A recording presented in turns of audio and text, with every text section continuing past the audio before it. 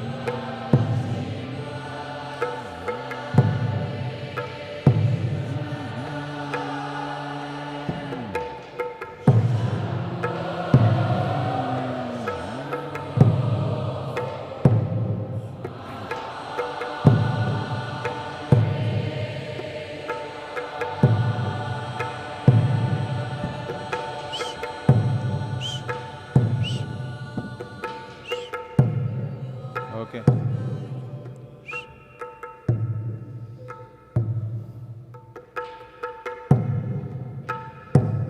Just sit still.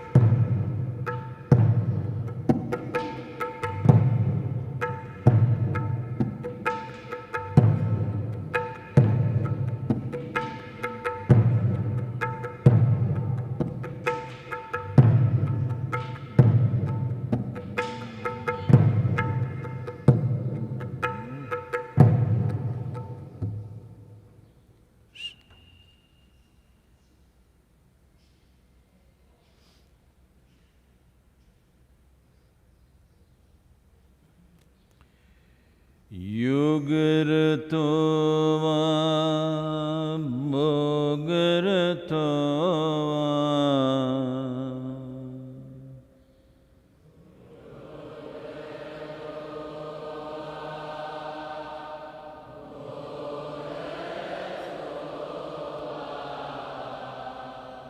Sangarato va sangavina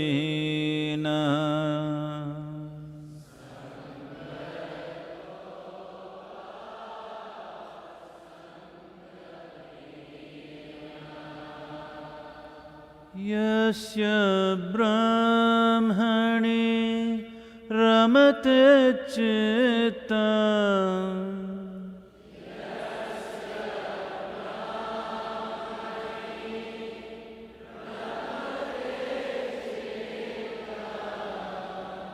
Yasya brahmani ramate chitta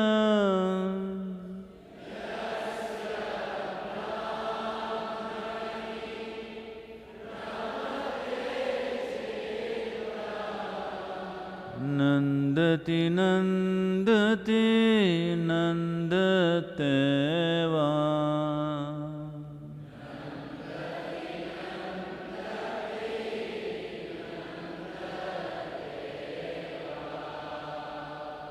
Nandati nandati nandateva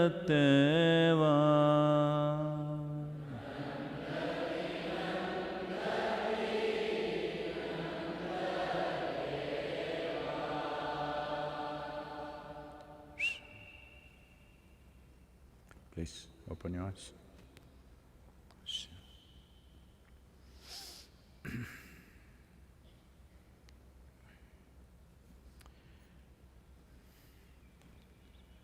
Namaskaram to all of you, wherever you are. Well, I heard that some of our volunteers and meditators and those who are attending the satsang from China are a little upset because yesterday I said Wuhan virus. I want you to understand that in Indian languages, even for a person, commonly we say the name of the place where they've come from and then their name. For example, my own father's name, generally written as B.V. Vasudev. B stands for Bengaluru, which is a place. And people are named like this, Padmaja, Somaja, Shailaja, always referring to the place where they have come from. So I don't see what is the insult. I really didn't see. Even now I'm unable to see. And international media, I was listening yesterday and they were all using the term. I didn't see anything wrong, but anyway, if it hurts you, we'll call it just the virus, okay? No issues about it. I don't know what political and other kinds of issues are hidden behind it, but it is normal for us to refer to something from where it comes from. So, I think it's quite normal everywhere, particularly in Indian languages, to do that.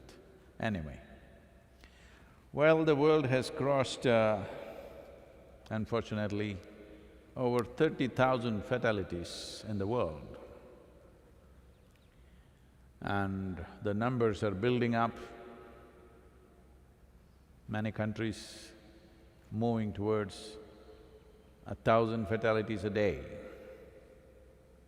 In spite of lockdowns, emergency hospitals being set up everywhere, in spite of that, it is happening. United States is also moving towards pretty aggressively spreading over 100,000 people infected. Deaths are also beginning to happen. India is still doing okay, but I think the effectiveness of it is because of district-wise blockade that the administration is doing. Fortunately, largely people also cooperating, but there's one problem, that from major cities, the workers who had come from villages, rural India, to work in cities, they have become desperate to go back to their homes because it's largely male population which comes like this. They usually have a small piece of land at home or in the village. When they're out for 6 to 8 months working in a city, women tend to the land and they go and come. But now when they know there is no work and there is a risk to life and they don't know what's happening to their families, so an exodus of labor from cities to villages is happening.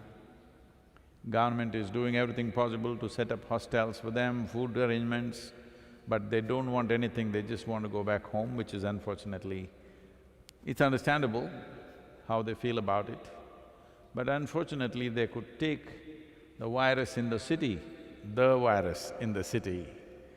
to rural India, where right now rural India doesn't have much or almost nil presence of virus in rural India, but this migrant labor could take it. In southern India, except Kerala, is largely in control. It's not rising, the blockade or the lockdown has been effective. But the challenge is the coming 1 week to 10 days, we must see what happens in India. It all depends what we do, every one of us.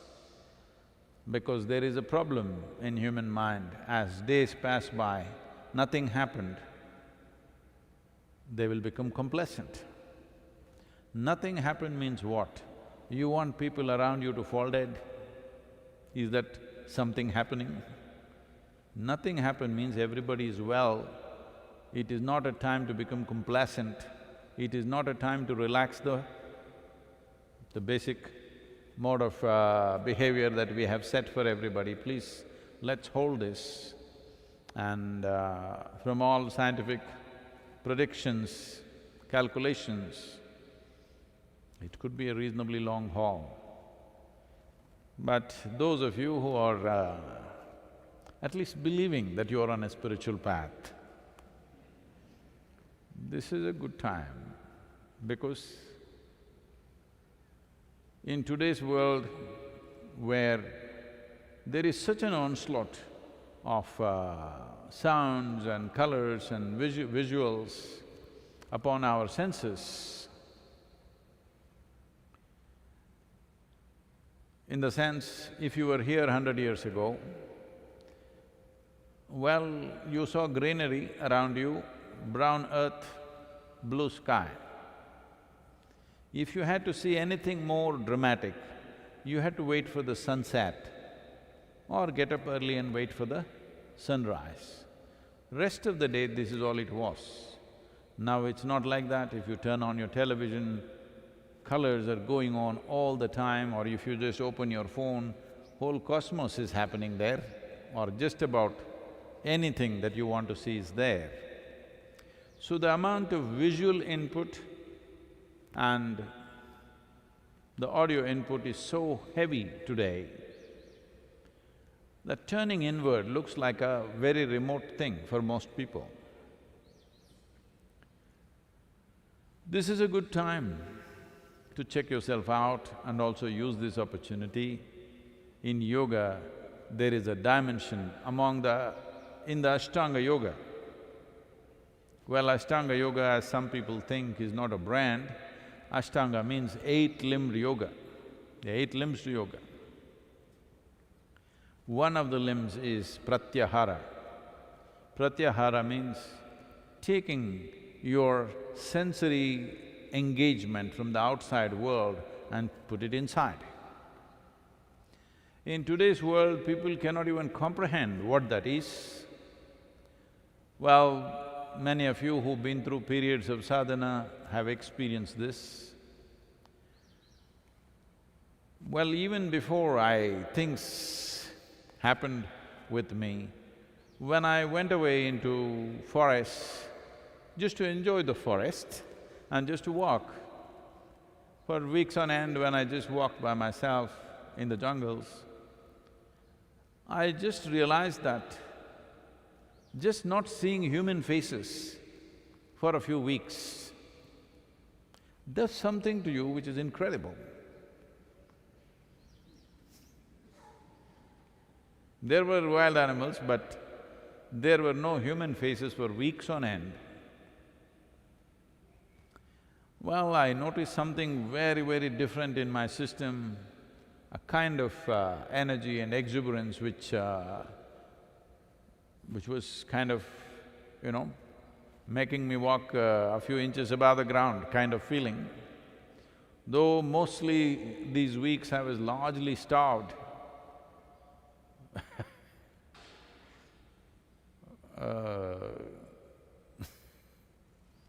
No, I'm just laughing at the pains of hunger now because they're very painful.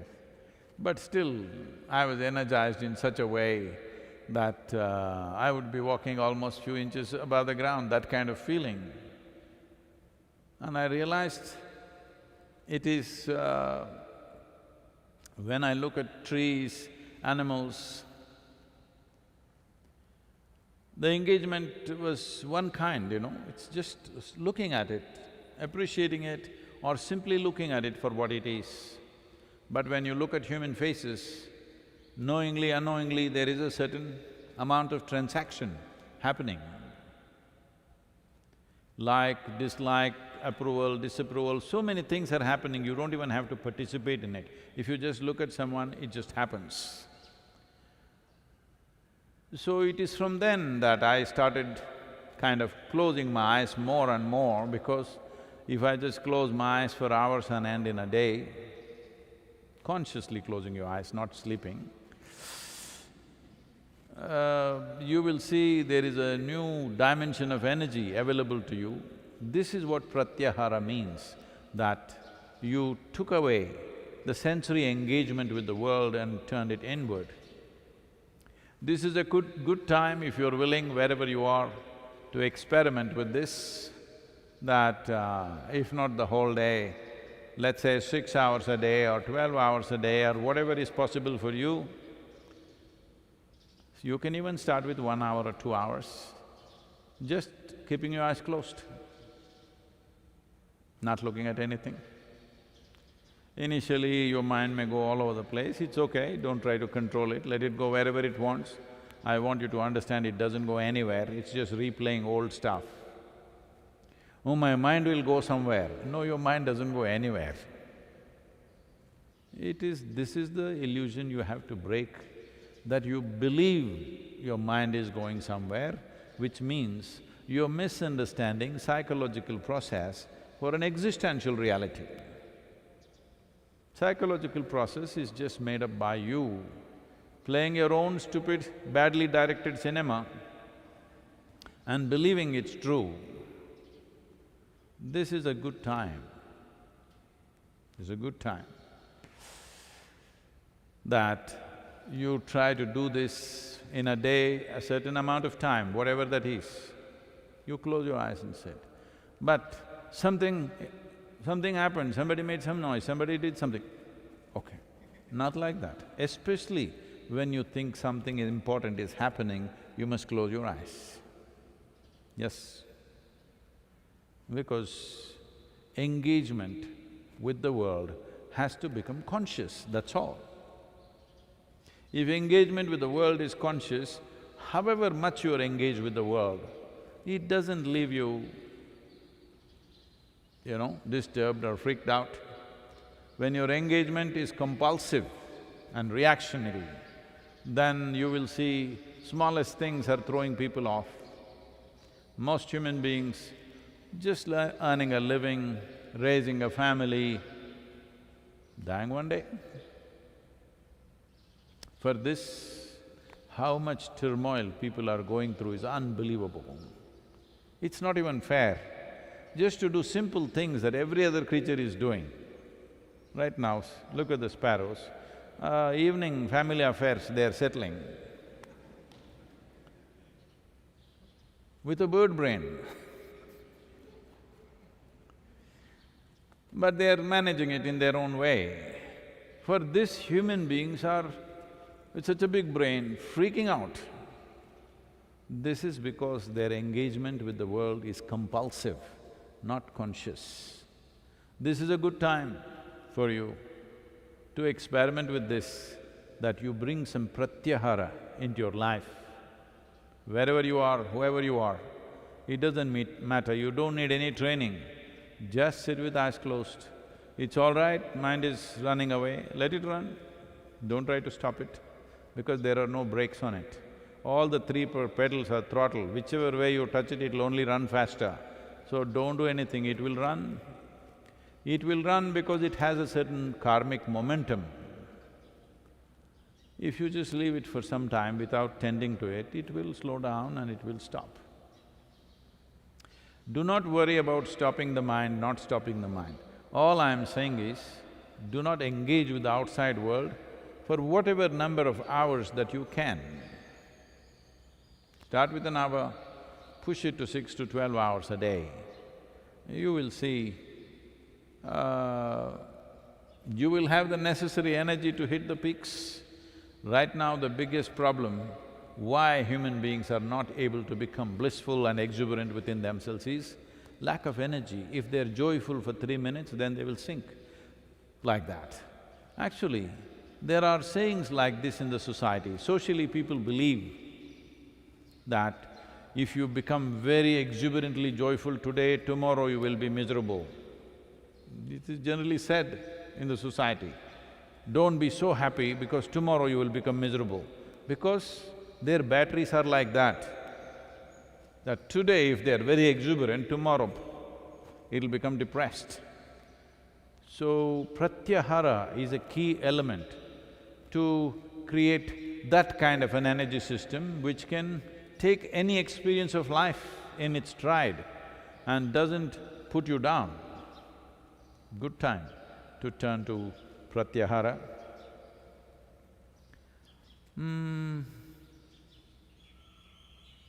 The important thing is, if you engage with your thought process, that is not internal, that is also engagement with the world.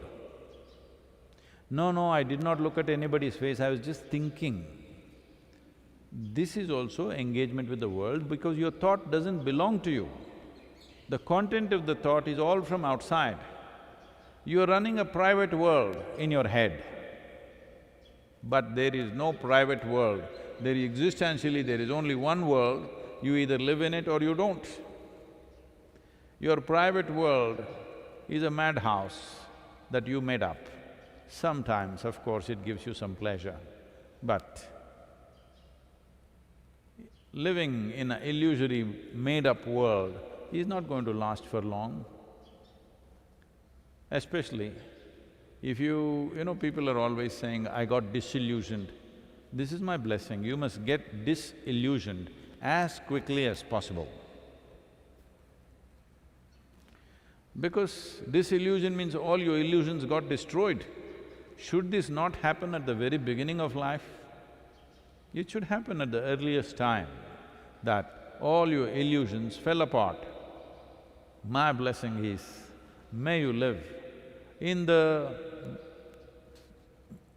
majestic beauty of this creation, not in your own illusion, however sweet it looks right now.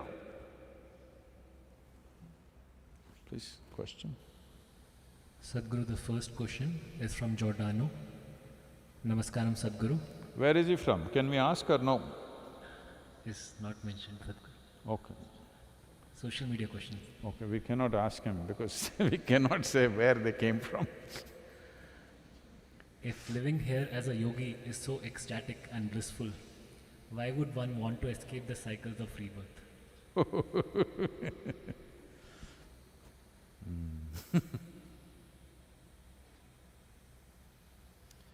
You must take away the word escape. Well, I'm asking all of you, I'm sure every one of you have been to school. Well, for some of you, school might not have been a pleasant experience, but for many, school was a good experience, especially those of you who didn't care to learn much or come first and things like that. You just enjoyed the company of your friends and play and fun and whatever. School was a good experience. So when you finished your schooling, did you escape from the school or did you pass out of the school? We don't know.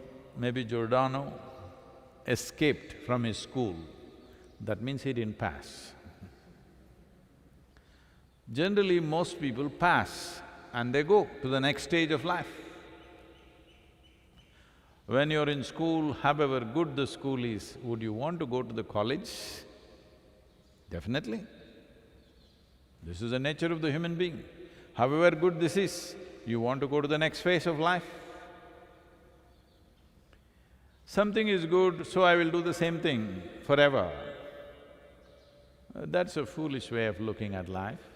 That is not coming because life is so fantastic for you, that is coming out of the fear of stepping into the unknown, totally unknown, absolutely unknown.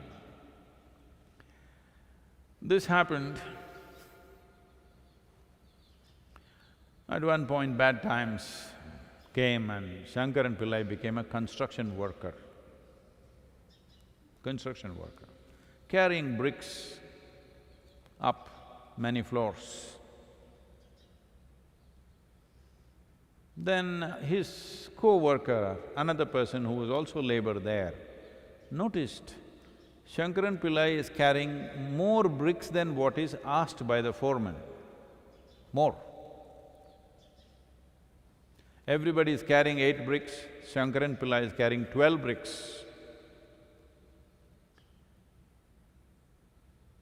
So, 8 bricks itself is quite heavy and you're going up many floors. When they go there, they just throw it down and come. The pleasure is coming down empty-handed. So, at lunchtime, this other laborer asked Shankaran Pillai, why are you carrying 12 bricks? What is needed is only 8. If you carry 8, you'll get your full labor. Why are you carrying 12? Shankaran Pillai said, you don't know, that fool of a foreman, I am carrying the same set of bricks up and down.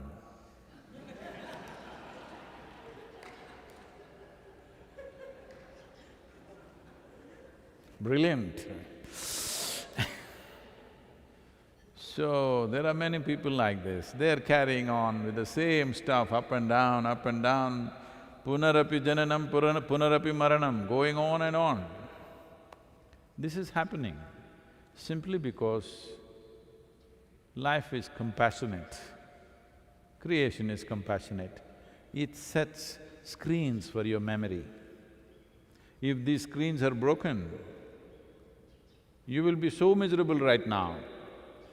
If you realize you've been doing the same stupid stuff 100 times over and still you're doing the same thing with the same misunderstandings, you will want to kick yourself. So, one who has broken these screens and not become miserable because of that, this is why opening up one's memory beyond the present realm of experience first needs a very strong psychological foundation, not spiritual, psychological foundation. Because if you don't have a very stable psychological foundation, if the screens of memory break, people will have a shattered mind. When people are struggling with one lifetime of experience, not even lived fully, by the time they're 30, they're struggling with their emotions, their thoughts, their memories and they're miserable. Suppose you open up 3 lifetimes of memory, you believe these people can handle it? They'll go totally off. So, because of this, life's compassion, creation's compassion is holding memory blocks separately. So you don't realize you're doing the same thing again and again. It doesn't matter how beautiful, exuberant, wonderful it is, if you repeat the same thing over and over again.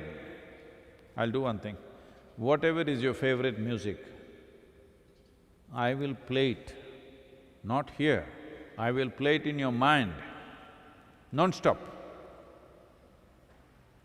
next 21 days. With this fantastic music, you will go crazy because it's playing non-stop. So anybody who realizes the same things are going cyclical again and again will naturally want to break the cycle. It is not you're trying to escape. You have found a stairway to something beyond. If you leave one phase of life and go to another phase of life, that is not called an escape, that is called a promotion or liberation.